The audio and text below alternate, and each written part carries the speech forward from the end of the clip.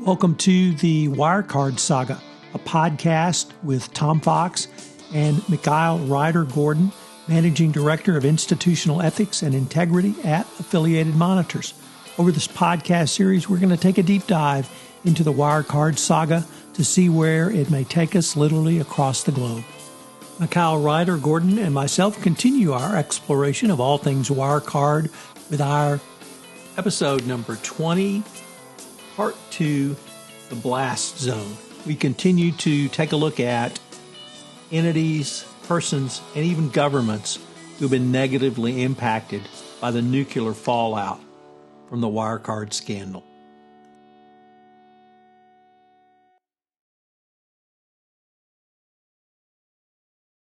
Hello, everyone. This is Tom Fox.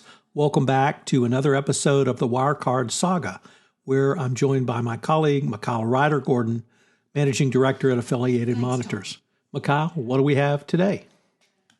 So, let's catch up on what's been going on. And we'll start with just a brief accounting of Hedge rolling, and then more blowback on Boston, of course, and then on to some really juicy stuff that I alluded to back in episode 19. And I think I'm going to call this episode Blast Zone because the radius of impact and the people falling victim to the greater impact of Wirecard just keeps growing. So let's start with the easy stuff, some of the folks who've recently fallen. And remember, when you and I last spoke a few weeks back, Boston's Felix Huffield had been forced to resign, right? Okay. So on a more personal level, a former CEO, Marcus Braun's former private senior investment banker, Jana Hecker, she who externally catered to the Braun family office, was recently forced out of her UniCredit job as the bank's head of equity capital. Now, what does UniCredit have to do with the Brauns? Well, not a lot in any pure sense. Rather, when Hecker was with Deutsche Bank, where would Wirecard have been without the enablers of Deutsche Bank? When Hecker was with Deutsche, she had initially helped Braun secure these margin loans. And so when poor Bronny Baby had these big personal loans, about 110 million euro, coming due, thanks in large part to volatility in Wirecard share price, right? That was putting the pinch on.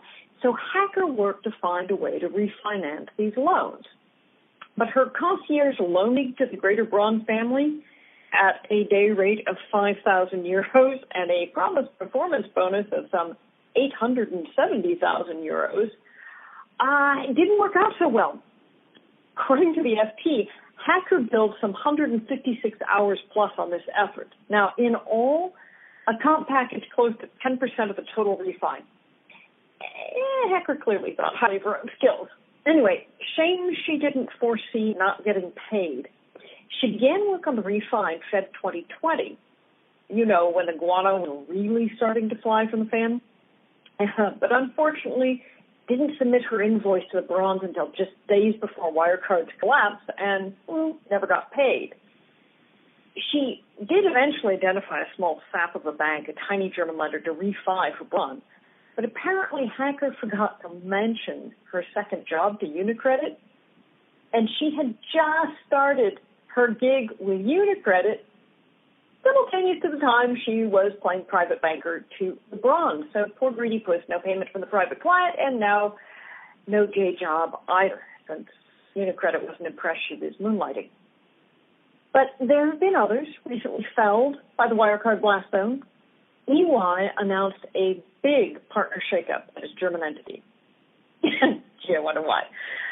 Ousted was EY's German managing partner, and he's been given a new title, moved to big European role.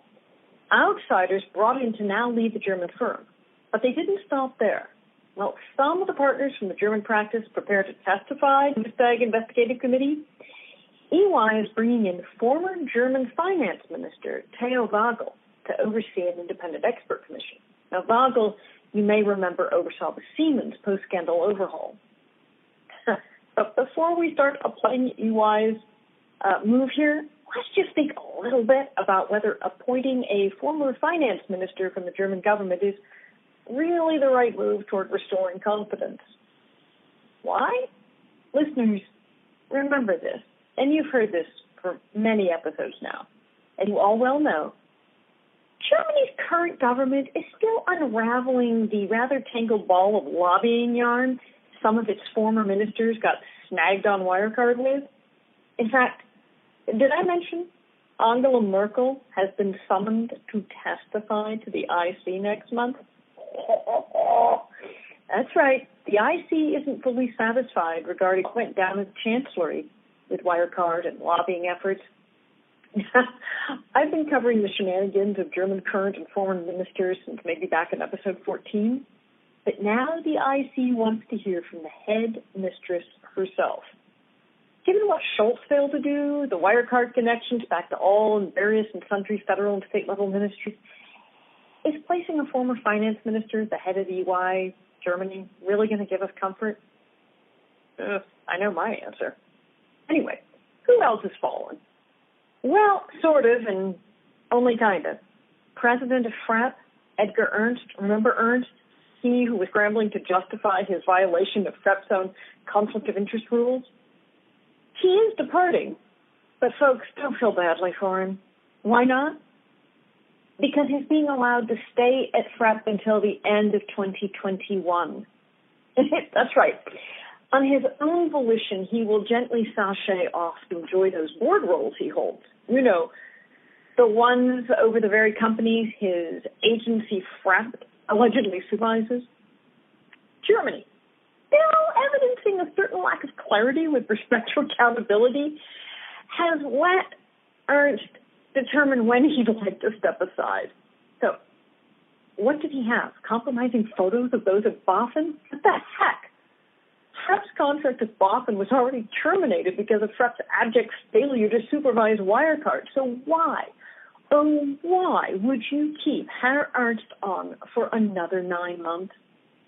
Germany's Ministry of Justice had already, quote, suggested Ernst had to go. I mean, seriously, you got to hand it to the old white guys, right? They know how to work it. Had it been anybody else, there would have been a big, ugly public escort out the door, having already happened. No, Ernst is staying for now. Who else impacted in the blast zone? Well, and this is going to be the bulk of our first, I should warn you folks, it's a part 1 and part 2 this episode. Yeah, because it's, episode 20, so we'll do something special. At blast zone, there's fallout big time in Austria. And we'll get to that in just a moment, because really, the center of the Wirecard scandal is swiftly shifting from Germany to Austria. If you thought Germany's Wirecard side of it was bad, you ain't heard nothing yet. Seriously, it takes a Herculean effort to eclipse the political, economic, and social impact of Wirecard on Germany. So just be patient, because you will be rewarded shortly. Okay, let's hear about what the IC has learned in the last couple of weeks, right, since we've been away. Let's start outside of the IC's chamber and talk a little bit about, well, Deutsche Bank. That's right. More Deutsche Bank ugliness has seeped out from under that rock. Now, the FT broke this news last month. And remember back in episode 17, I talked about Deutsche Bank's supervisory board member, Alexander Schutz, right? He's the chair of the supervisory board, and his personal exchanges with Marcus Braun. Now, Schutz, you may also have been shorting some Wirecard stock. I talked about that a while back. Okay, so remember that. Well, now it's come out that another Deutsche Bank executive board member who's just, lending a helping hand to Wirecard months prior to its collapse. What form did that assistant take? Business development in Asia. Oh, yeah, seriously, you're hearing this correctly. A senior executive board member of Deutsche Bank was helping drum up business in Asia for Wirecard. The center of all that fraud Wirecard was perpetrating? Yeah, you heard that correctly. Okay. Deutsche Bank executive board member Werner Steinmüller, who happened to have been the head of Deutsche's Asia operations until his impeccably timed retirement in July 2020. Is anybody picking up on the congruity of Wirecard demise predicated on Asia-based fraud with Steinmüller's retirement party? All right, anyway. So Steinmüller, according to the NFT, brokered for Wirecard executives meetings and introductions with potential Asia-based clients. And folks, these were not small clients. YeePay, the Chinese payments company, Hong Kong-based Bank of the East, and the Silk Road Fund. Folks, you know the SRF because it's one of China's big investment funds. And all of the senior executives hail from the People's Bank of China, a.k.a. the Chinese Central Bank. Yeah. Now, kids, keep these introductions in mind because when we get to the part on Austria stealing Germany's limelight, you'll see why this is a big effing deal. Okay. But what gets even more unseemly about this helpfulness by the Deutsche Bank, that Hensler, that holds major Wirecard corporate loans, is that Steinmueller's Wirecard point of contact, Alphonse Hensler, getting ahead of myself there, Wirecard's former deputy chairman and a member of Wirecard's supervisory board. So we now have Deutsche Bank's board member and Wirecard supervisory board member collaborating. So, okay. So, Steinmueller is talking to Hensler. And you know, the so-called independent board tasked with ensuring Wirecard's operations were on the up and up, that's what Hensler was supposedly doing. Apparently, Steinmueller spared no expense giving Hensler the star client treatment whenever he visited Hong Kong. Of course he did. Deutsche, perpetually on the back foot, is saying this effort by its executive board member was no more service than they give to any other client. Yeah, sure. You really want us to believe that? Okay. Yeah, there's more to come out on that. Turning back to the IC, I'm going to observe that the IC in the past few weeks to months has seemingly grown increasingly concerned with hearing from so many low-level officials speaking of having issued completely justified warnings in relation to Wirecard, but then proceeding to do well. Absolutely nothing about it.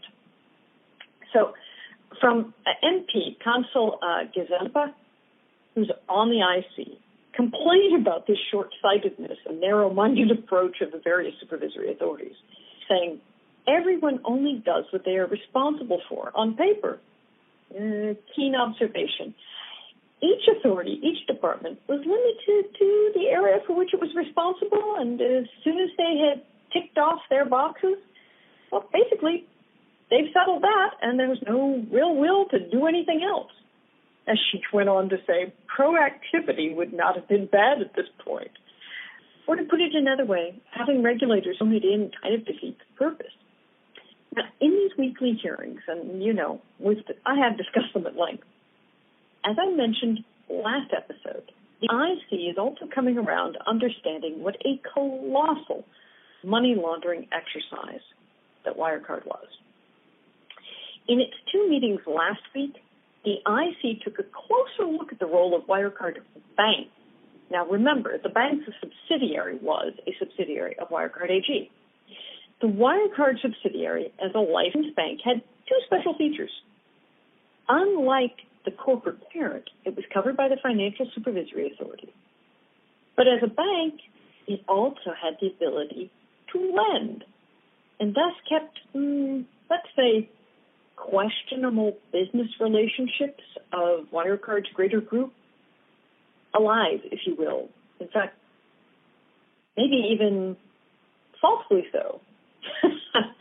Maybe they were I don't know. I think they were the paddles resuscitating a few of these fairly moribund entities. So unlike Wirecard, the parent, it had some latitude, the bank did. So the committee chairman, the IC, Kay Gottschalk, we all know and love, therefore called it the, heart and lung machine of Wirecard AG. I think it more of a defibrillator, but okay. Having heard from the box-ticking regulators and their worries about Wirecard's laundering products, the IC was interested to learn more about just how large sums of money could be transferred from the regulated part of Wirecard, the affiliated bank, to support these criminal activities over at the corporate parent without the supervisors noticing. And, we know why the supervisors weren't paying attention. They were looking at their checkboxes. The committee had invited two top managers of Wirecard Bank, as well as their supervisors at the Bundesbank and the Federal Financial Supervisory Authority, BaFin, to help explain this. A summation by one of the IC's MPs, Daniel Baz, after the testimony was heard, and this is his quote: "Ex-chief executives Marcus Braun and Jan Marsalek used Wirecard Bank to inflate the group's balance sheet and channel money into the fraudulent Asia business, to put it mildly." Now, a former board member of Wirecard Bank, Rainer Wechsler, contributed to the IC hearings. He testified in this particular area of scrutiny. Now, Wechsler told the IC that internally the activities at the bank on behalf of the parent company were called strategic loans or strategic credit. Now, they were ostensibly used to build good relationships with partner companies and influential individuals, through which business opportunities would then later open up for the partner, or the parent. Now, Wechsler called them economically unsightly loans. The key individuals, I love economically unsightly. In reality, according to what the IC hearings revealed, flow of money enabled senior management to embezzle the company money, right? And that both tainted and fueled the fraudulent financial carousel that generated all those bogus profits. So Wechsler spoke of being heavily intimidated by Braun, saying he'd go to Braun's office to question him about one of these loans. Like, for instance, he used an example of Wirecard Bank giving Wirecard partner Al Alam in Dubai a loan that really couldn't be supported, and that Braun, screaming at him that he was the owner of Wirecard, Braun, not Wechsler. And Wechsler felt compelled to dance for Braun. Those are his words. So despite Wechsler rejecting a number of these loans, mysteriously they got funded anyway. But the truly interesting tidbit that came from Wechsler's testimony were his discussions of loans and deals for PAPs. That's politically exposed persons, for those of you not up on your due diligence acronyms. Sadly, Mr. Wechsler's memory turned rather hazy when asked to specifically identify which PAPs. He did recall that former Schleswig-Holstein, and that's a German state, folks, Prime Minister Peter Harry Carstensen was one of the bank's clients, but then Wechsler suddenly couldn't remember the specific services they provided to Herr Carstensen. Conveniently, Carstensen had pushed for softening of the ban on gambling in Germany. Again, just wait until we get over to Austria, because this all makes sense. Put this little factoid in your pocket, because really, it's going to be highly relevant in a moment. Okay, so Wechsler did admit Wirecard systematically established ties with politically relevant personalities. Now, how would that possibly help Jan Marsalek? I wonder. Anyway, Wechsler's colleague, Mario Venka, head of the internal audit at Wirecard Bank, also testified, if you can call it that. He was with his counsel, and counsel spent more time objecting than Venka did actually testifying. In fact, Venka remained so ridiculously vague and generally unhelpful regarding the details of Wirecard Bank's cooperation with regulators, he really shouldn't have bothered to show up at all. Just remember here, Venka, points are only given to those who cooperate. Now, Wechsler's discussion of Wirecard Bank's services to PAPS and its dirty loan business, and Steinmuller's introductions in Asia, all lead up to another witness that was called. This one from outside. The IC called hedge funder Sami Kadir. Oh, I love this woman. I've mentioned Kadir's attempts over a couple of years to get BaFin's attention re Wirecard and Kadir's fund, because Kadir's fund was one of the big shorters of Wirecard stock. So that's why her testimony shed light on more of the senior goings-on at Wirecard. Now recall, listeners, way back in the early episodes when I talked about having short sellers being tailed around London by Wirecard retained PIs, and the hacking attacks and the social media trolling of short sellers at Wirecard's engagement. If you've forgotten, go back to episodes 4, 7, 10, 11. There are probably more. Those come to mind. Well, Kadir told the IC she was physically attacked in New York City. It was so severe, the FBI got involved because the same day a masked man attacked Kadir on the streets of New York, Socket Capital, that's her fund, their servers were hacked. Her offices were the only ones targeted, and Kadir testified she was certain the attack came from Wirecard. Now, Kadir was at the time of all of this, the hack and the attack, the most vocal critic of Wirecard. She'd even gone to Wirecard's offices in New York City, saying she walked into the building that in her estimation was far too big, where there were only a handful of employees. So this is her talking about her visit to Wirecard's New York City offices. I said I was an investor, and I wanted to look at the business.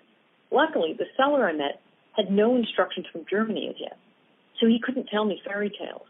I asked him how Wirecard makes such high sales with individual prepaid cards. This is completely unusual. The man had no idea. He couldn't explain anything conclusively to me. I knew then this is a money laundering operation. Sometimes money laundering is considered a crime without victims. I can't agree with that, she says. Any crime is pointless if you take the profit from the crime. Now, Kadir had figured out that Marsalek was allowing Wirecard to launder for, as she put it, some of the most dangerous men in the world. She doesn't know the half of it. Although the IC rightly made the analogy of those running Wirecard with that of the former heads of FBME, remember, Federal Bank of the Middle East? We had a whole episode about them. But it observed that Wirecard was, well, laundering operations perfected. About time. How long have I been harping on this? Oh, well, at least the IC finally came to the right conclusion. And money laundering is the perfect segue. Let's refresh for a moment. Recall back in episode 17, the arrest of two Austrian former current government officials, Martin Weiss and EO, and we're not using EO's full name because of Austrian law. Okay. Both had assisted Marsalek in his escape from authorities, right? Weiss was former DVT, that's Austria's National Police and Intelligence Agency, and EO was current DVT, assigned to a particularly sensitive unit. And Wirecard was paying them for classified intelligence. And recall that subsequently, remember episode 1819, where Austrian Chancellor Kurz and former Interior Minister Sobotka were linked to all of this by Austria's right-wing parties. Remember FPO, OVP? Okay. Well, Martin Weiss was talking up a storm back when I last talked about it. Now, talking up a storm doesn't do justice. He is literally vomiting forth information about what he did for Jan Marsalek and Wirecard. After all, we now know that Weiss was considered a sort of de facto head of Wirecard security. No, Weiss, he isn't done talking. Here's what else Weiss's loosened tongue has tattled. Jan Marsalek wasn't just buddies with Weiss and EO. No. Marsalek had contacts with former Austrian Ministry of the Interior employees, including former cabinet staff and BMI cabinet chiefs, all closely tied to him. And that's just the start of things. Weiss testified a little over a week ago, admitting that, quote, mountains of secret information and state secrets left the BVT and went to other intelligence agencies, especially Russia. Now, included in this mountain of data or criminal records, personal data from the Personal Identification Register, data from weapons and passport registries, retrievals from the Shenzhen Information System, queries from criminal police files, information from the identity registers. It goes on and on and on. For at least 5 years, 2015 through 2020, state secrets were sold. That's right, sold. This wasn't ideologic in any pure sense. To quote, foreign powers. That's right, they were sold to Russia. In particular, information migrated to Russia. Now, remember back in episode 11 when I talked about how Austria isn't the most trusted of allies in the EU and that the U.S. doesn't share a lot of information with them because they've been known to regularly leak intelligence to the Russians? Remember, they lost full access and the clubs burned? Well, the EO at the BVT, he was suspected of passing secrets to Russia for years. He'd already been sent home in disgrace before for another matter. But of course, Austria, in its wisdom, just moved him into highly sensitive unit at headquarters. Sure. Okay. Remember Wirecard services to PEPs? And remember that data moved back to Vice and EO, who shipped it on to the Russians, that Wirecard also gave information to Vice and EO back to Wirecard. It was all just a happy sharing community. Confirmation, Austria, you got punked by the Russians. So much for the Austrian-Russian Friendship Society. Actually, more on them in a minute. But Vice didn't stop his reveal. He just kept vomiting forth new information. Full into Blair. Vice revealed that Wirecard had retained a Vienna-based private detective agency called PRM GmbH and told the inquiry committee PRM engaged in highly questionable methods on behalf of Wirecard. For instance, they hacked targets for Wirecard, heads up, Swift Capital, and initiated surveillance activities both on Austrian soil and abroad. In fact, the documents given in support of the testimony suggest PRM used, quote, more or less subtle threats.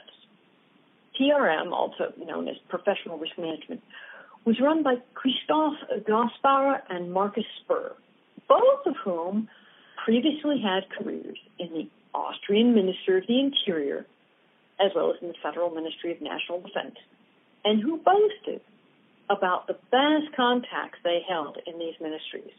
Yay! As Vice was quick to point out over and over again, former and current employees from these ministries just always seemed to turn up in key roles in Jan Marsalik's network. And speaking of Marsalik, because treason, money laundering, funding illicit conflicts, helping organized crime, it just isn't enough. Is it ever enough? Jan Marsalik and Wirecard are now also linked to a corrupt procurement scheme. Seriously. We add procurement corruption to the mix. 3 German news outlets, Profil and Der Standard, broke the story, now 3 days ago, having obtained emails between Austrian Federal Railways, known as OBB, and Wirecard. And they identified what appears to be a corruption scheme instigated by Marsalik. OBB in 2015 issued a public tender for OBB passenger transport payment system, specifically the handling of electronic payment system for passengers, right? So you could just swipe your card. Okay. Marsalik, whilst not directly involved in negotiations at the tender at the time, inserted himself during the core tender phase in October 2015. In emails, he contradicted one of the project managers who had concerns that the price offered by Wirecard might be too high. Marsalik wrote to the employee and he copied Marcus Braun, saying, I am the only true source of information about the price, and the price is not too high as long as I don't come back to you with other feedback. Laying it down, Mr. Marsalik. Another time, Marsalik wrote, I am strongly against further price reductions, especially not by 20%. There is no reason to go down with the price in my view. Now, Wirecard's offer may have been too expensive at first. The suspicion now is that Wirecard may have used insider knowledge in this call for tenders in order to win the contract.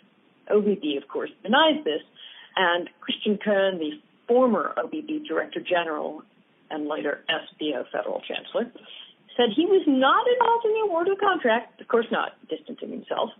However, Wirecard was awarded the contract on October 30th, worth approximately 24 million euros from OBB. Now, a losing bidder initially appealed to a federal administrative court for alleged unequal treatment. However, the tenderers subsequently withdrew the opposition and, unsurprisingly, later became a second-tier supplier to Wirecard for that same tender. OBB's passenger transport subsidiary withdrew the first call for tenders, and Wirecard won it without, too much competition. Based on the email correspondence, one can assume that Marsalik, how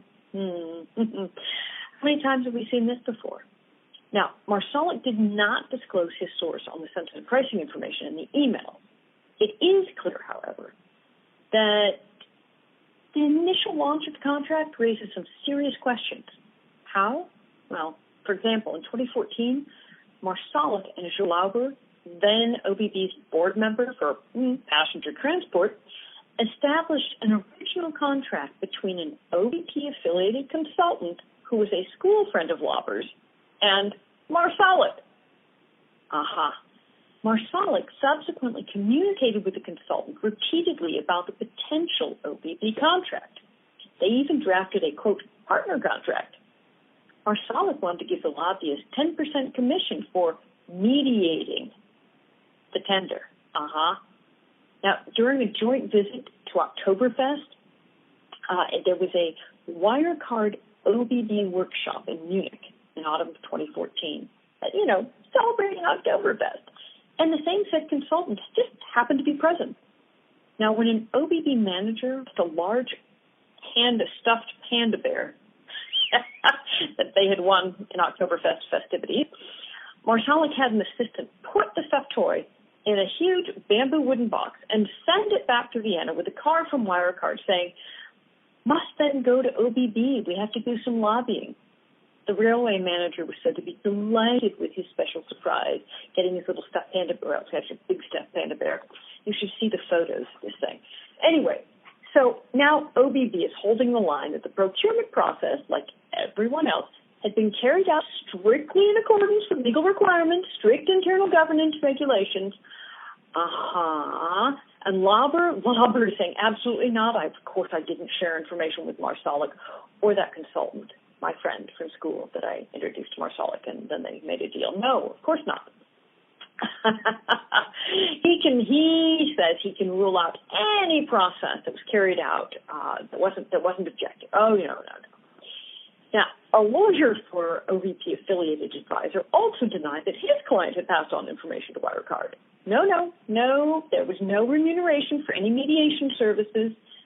However, go figure, a different contract was later concluded between Wirecard and that same said consultant's company. And they received 7,000 euros per month for so-called market analysis in relation to, Russia. It's getting harder to explain away, isn't it? Yeah. So according to new reports, now the OBB is opening an investigation.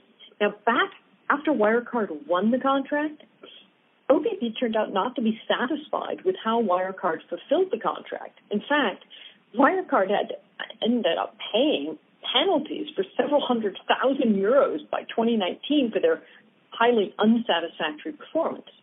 Nonetheless, Ministry of Transport, they're opening up an independent report by an auditor through their supervisory board to re-examine all events. They're going to be examining a lot more than that before it's all over. Okay, folks, this is where we stop part one of this episode.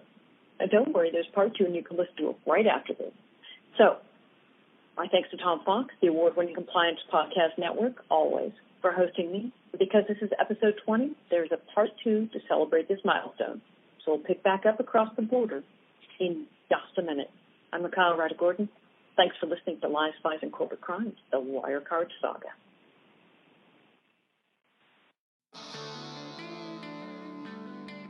Hello, everyone. This is Tom Fox. I'd like to thank you for listening to this episode of the Wirecard Saga. The Wirecard Saga is a special production of the Compliance Podcast Network and a proud member of C-Suite Radio. Thanks so much for listening, and we look forward to visiting with you again in the new year.